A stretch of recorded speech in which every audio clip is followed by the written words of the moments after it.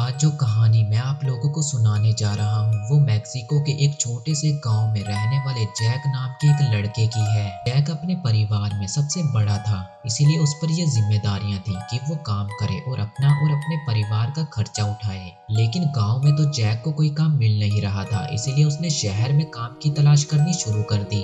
काफी कोशिशों के बाद आखिरकार जैक को एक ऑफिस में नौकरी मिल ही गई।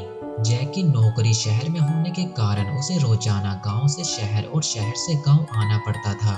एक रात जैक को ऑफिस में ही काम करते काफी देर हो गई और उसी रात जैक के बॉस ने उसे उसकी पहली सैलरी देते हुए कहा कि अब रात काफी हो चुकी है और जैक को अपने घर वापस चले जाना चाहिए। जैक ऑफिस से बाहर निकला और बाइक से अपने घर की ओर निकल पड़ा। रात काफी हो चुकी थी और सड़क भी एकदम सुनसान थी। अभी जैक कुछ दूर पहुंचा ही था कि उसने देखा सामने 4-5 लोग उसका रास्ता रोके खड़े हैं। उन लोगों ने अपने हाथों में हथियार लिए हुए थे और उन्हें देखते ही जैक को समझ आ गया कि ये लुटेरे हैं जो कि उसे लूटने के लिए उसका रास्ता रोके खड़े हैं। जैक ने अपनी बाइक को पीछे की ओर घुमाया और दूसरे रास्ते से अपने घर की ओर निकल पड़ा। जिस रास्ते से जैक अभी अपने घर की ओर जा रहा था वो रास्ता एक जंगल से होकर गुजरता था और सड़क के दोनों तरफ घने पेड़ ही पेड़ थे।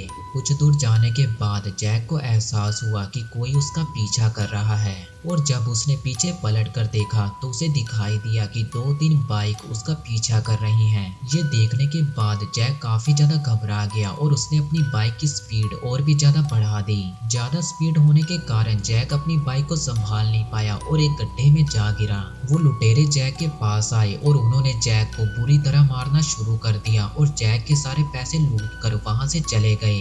उन्होंने जैक को इतनी बुरी तरह से मारा कि जैक इतना ज्यादा जख्मी हो गया कि वहीं पर बेहोश हो गया। कुछ देर बाद जब जैक को होश आया तो वो काफी ज्यादा जख्मी था और मदद के लिए चिल्लाने लगा, मगर वो रास्ता सुनसान होने के कारण वहां कोई भी आता जाता नहीं था। तभी सामने ही जैक को एक रोशनी दिखाई दी। वो कैसे न कैसे करके रेंगते हुए उस रोशनी की ओर जाने लगा। वो जैसे ही उस रोशनी तक पहुंचा तो उसने देखा कि वहां पर बहुत सारे लोग खड़े हैं। जैक उन लोगों के पास गया और अपने साथ हुई सारी घटना उन्हें बताने लगा कि कैसे गुंडों ने उसे मारा और उसके सारे पैसे भी लूट लिए। जैक की सारी बातें सुनने के बाद उनमें से एक व्यक्ति जैक को पीने के लिए पानी देता है और जैक जैसे ही वो पानी पीता है तो जैक के सारे जख्म और दर्द गायब हो जाते हैं।